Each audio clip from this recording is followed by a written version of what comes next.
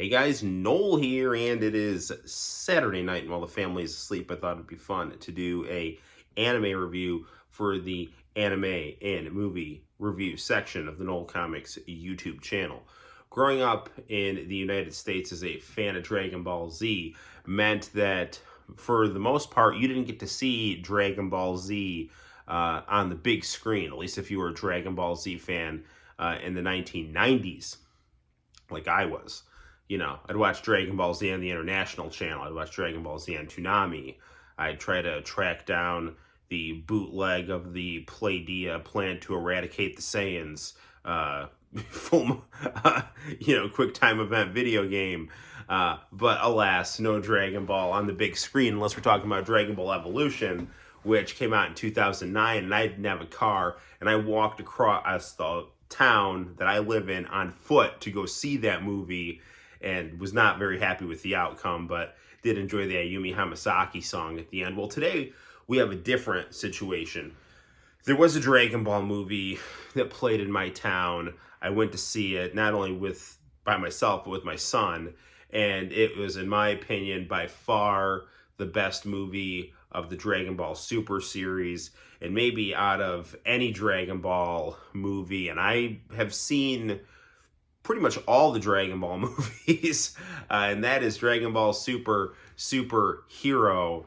And this movie, Dragon Ball Super Hero, centers finally on my favorite character, not only in Dragon Ball, but in all of anime, Gohan. So if you're a fan of the channel, you know that I have a lot of Boo arc stuff because I watched the entire Boo arc on the International Channel. I watched most of the Cell and Android arc on the International Channel and raw Japanese off of Fuji TV.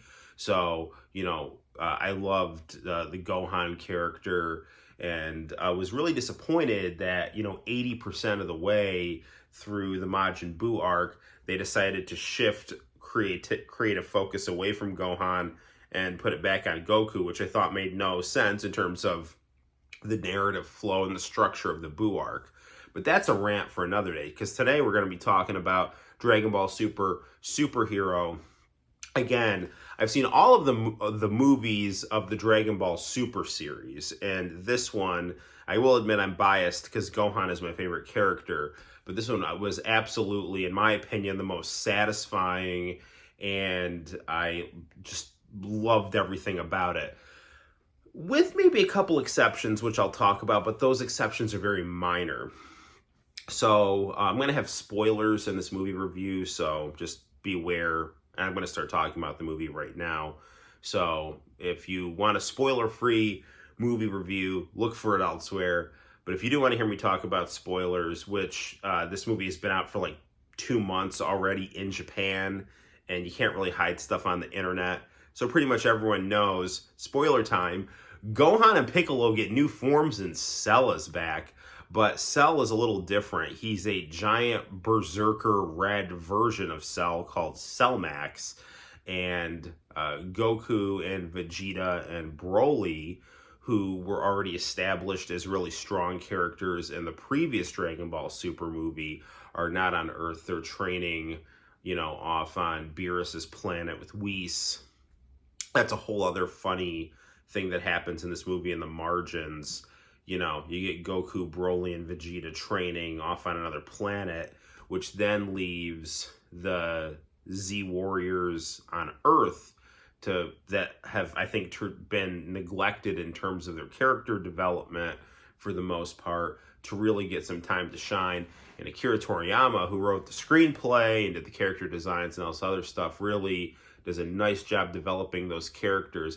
And because Toriyama wrote this movie, you really see I would say, kind of a step back from the Dragon Ball Z formulaic fighting-centered narrative style to something more analogous to Dragon Ball, like the original Dragon Ball, where it was more about situation comedy, charming characters, real, martial arts action, but there humor and I guess, interaction, banter, warmth, absurdity, things like that are much more, in my opinion, present in Dragon Ball Super Superhero than in like the Broly movie or Fukatsu no F or Battle of the Gods, you know.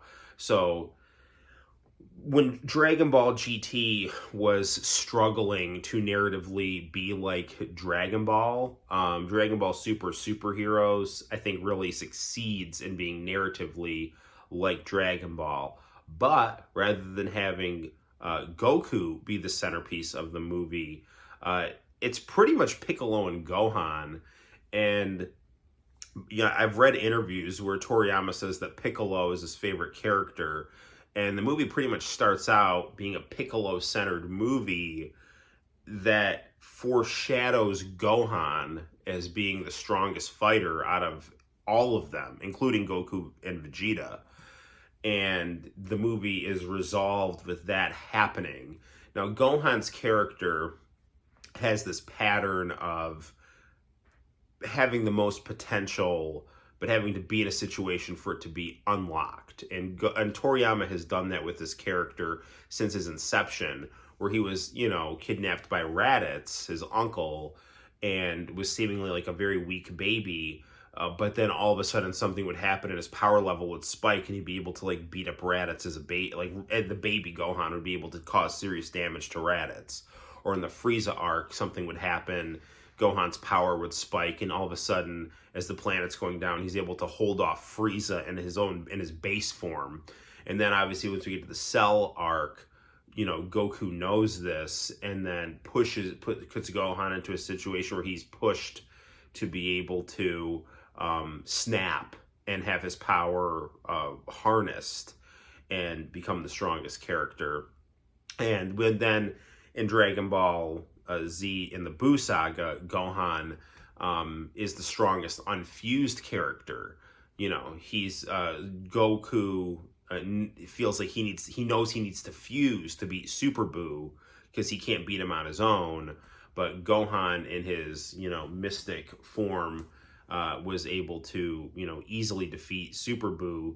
And the only way he couldn't beat Super Buu is when Super Buu absorbed Gotenks, and there was too much of a power deficit because Super Buu had too many fighters' powers that were all able to overcome Gohan. It took like pretty much all of the Z fighters and Gotenks and Piccolo to overpower Gohan. So, you know, plus Super Buu. So all that. So anyway, so now we're back in this situation where, you know, in Dragon Ball Super Superhero, you've got that as the backstory.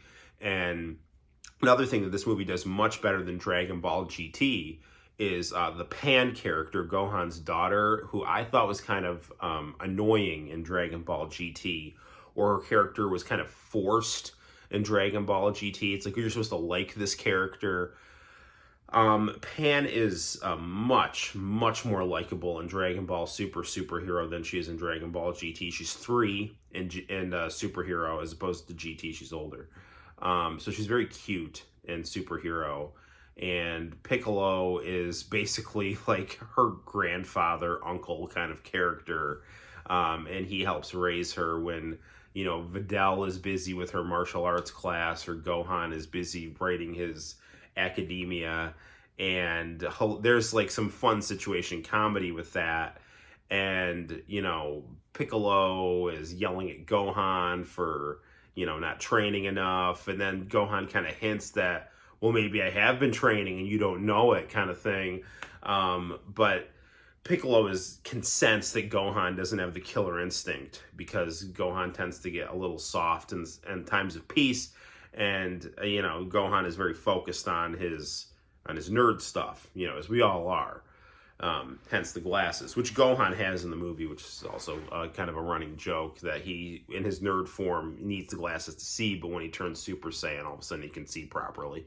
So anywho, we're in a situation where we have the return of the Red Ribbon Army, and that's, I think, handled very well. You have Dr. Gero's grandson, who's a fat nerd who loves superheroes. So he wants to make androids that are like superheroes. And then you have Commander Red's son, who is, I think it's his son. Yeah, because it's Garrow's grandson, and I think it's Red's son. I think that's how it works in terms of the Red Ribbon Army descendants that are like the focal point villains. Although Magenta's not even is less of a villain and more of just a tool for the bad guys. Anywho, so Magenta, starts making all these androids. He's got these androids 1 and 2 that are like these kind of, I guess, Ultraman-esque superheroes. And so they're like the android 17 and 18, but they don't look like people. They look like monsters out of like good, like they look like a cross between like James Bond and Ultraman, otherworldly aliens kind of thing. And then you have Cellmax, who's talked about but you don't see, and Piccolo finds out about this, and he's like trying to get all the fighters together to fight him, and he knows that Gohan's head's not in the game and no one else is strong enough to fight Cellmax, so he gets the dragon to unlock his potential the same way that the Elder on Namek was able to unlock Gohan's potential during the Frieza arc. So he gets the dragon to perform that ritual on him, and then he finds out that, Bulma has been using the dragon to basically, buy clothes and do cosmetic surgery, because this is another thing that this movie does better than Dragon Ball GT. They don't age Bulma. Like, Bulma looked kind of too old in Dragon Ball GT, but in this movie they find out that Bulma just uses the dragon to basically like incrementally keep her young. It's just not like Master Roshi, who just wishes for eternal youth or drank from the fountain of youth or whatever. So Bulma just kind of, she does it kind of subtly, like, so you can't notice. She just never ages. But that was another funny joke in the movie, that Bulma's basically grossly misusing the Dragon Balls for her own aesthetic purposes. Anywho, so Piccolo gets his potential unlocked and gets this new form called Orange Piccolo, which looks really cool. And he is able to turn into this like massive, like roided up orange Piccolo. That's very cool. And, Gohan starts the movie off as this very unassuming nerd, in the same way that Goku puts Gohan in a situation against Cell to kind of back him against the wall to unlock his true powers. Piccolo finds out about a plot to kidnap Pan, so he basically kind of gets in on the ground floor on it, tells Pan what's going on, kind of looks after her, and then uses that to kind of get Gohan to think Pan's in trouble, go to rescue her, and then he is able to, become very strong in a hurry, because Piccolo wants Gohan to help him fight Cellmax, basically. And then we're in a situation, and this never happens in Dragon Ball movies, so it's great, where you have this really cool fight with Gohan and Piccolo are fighting the androids 1 and 2 that are like, they're the bad guys, but they don't know they're the bad guys. They're like the bad guys that think they're the good guys kind of thing. And those fights are great. And Gohan, you see his character development through these fights, where he's talented, then he's very talented in his Super Saiyan form, and then in his Mystic form, he's just a whole bunch of problems for these androids, and they can't handle them, and then we're in a situation where those androids lose, and then Cellmax comes out, and this never happens in Dragon Ball movies. They get like all the fighters at the same time fighting Cell at the same time, and it was really cool, because Cellmax is kind of like a cross between Cell and Broly, where Broly is this kind of like berserker who can't control himself.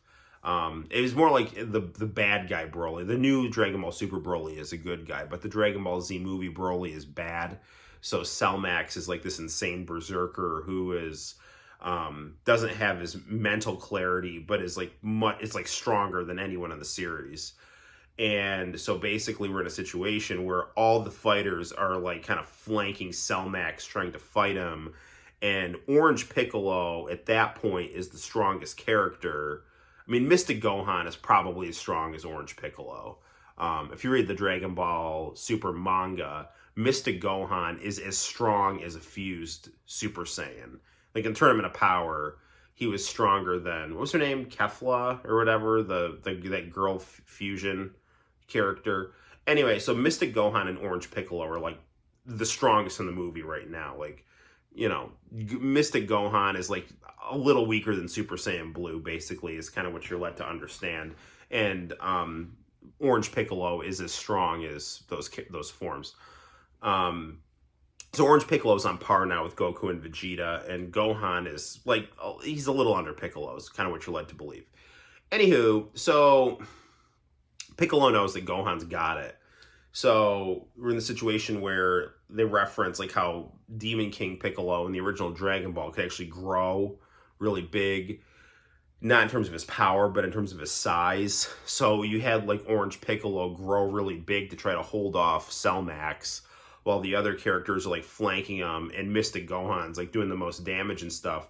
And Piccolo's like, listen, Gohan, you gotta land a shot on him. And it was very much like Goku and Raditz, where like Piccolo's like, Goku, you gotta hold Raditz so I can hit him with Makanko Sampo. I don't know if I said that right or not, but the special beam cannon.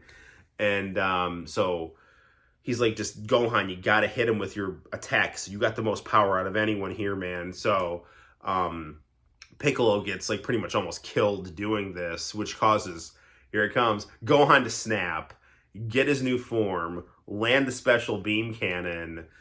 Before he does that, like Cell Max is like trying to hit him, and it's like not doing any damage, and it's like really, really cool. And then Gohan basically blasts off Cell's head, and then Cell goes into this like self-destruct sequence, and Gohan and the other guys have to all run away, and it's really, really fantastic. So, yeah, it's very, very satisfying as a Gohan fan.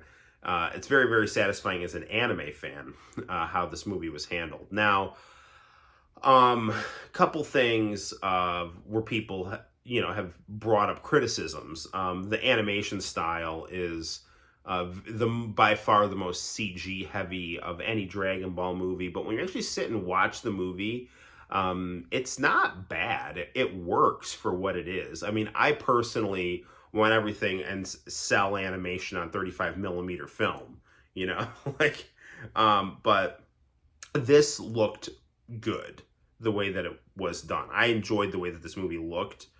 But I'm always more of a fan of the warmth of analog technology. But I remember listening to an interview with Toriyama about this, about how the character designs, because of this new computer animation technology, were very consistent.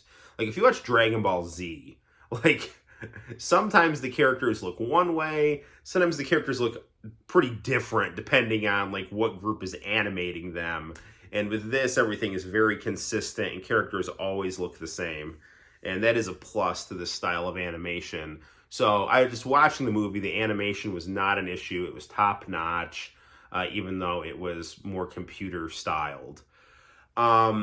The only thing I would even relatively criticize about this movie, which is, in my opinion, probably the best Dragon Ball movie ever made, and is definitely the best Dragon Ball Super movie ever made. And I can go into that if you want in the comments and things like that. There was no vocal song. Like, there was no J-pop song at the end.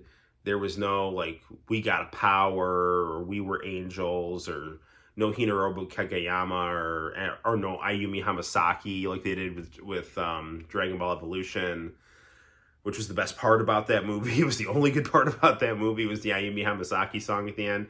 So there was no memorable vocal music in this film.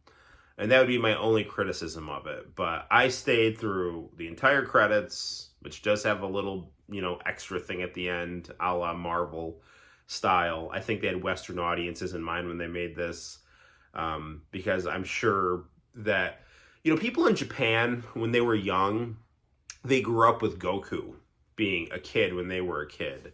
But in America, we grew up with Gohan. because we got Dragon Ball Z when we were kids and teenagers, and Gohan was the kid character in that.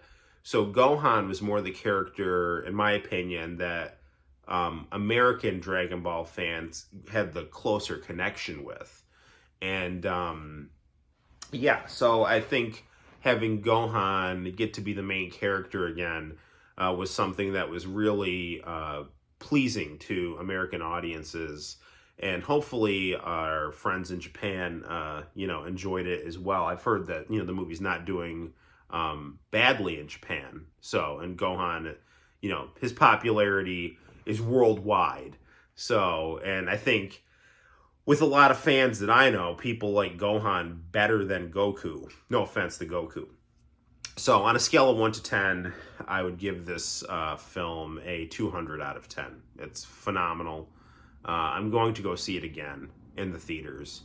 And I took my son with it, and it was a very powerful and enjoyable experience having my son with me while, I was kind of like passing the Dragon Ball down onto him, and he was, climbing on the seats, hopping up and down in excitement as the fights were going on and stuff like that. So not only was it a great thing to have as an anime fan, it was a great thing to experience as a person passing down the lore and the brand to the new generation. So good stuff.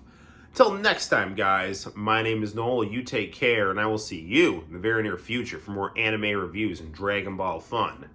Bye-bye.